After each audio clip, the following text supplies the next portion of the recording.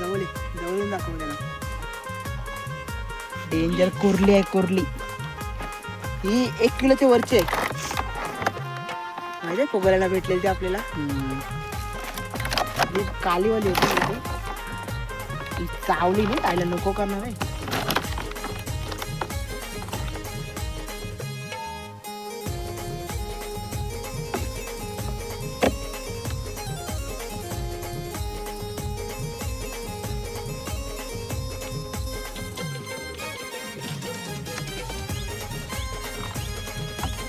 डाबा दे.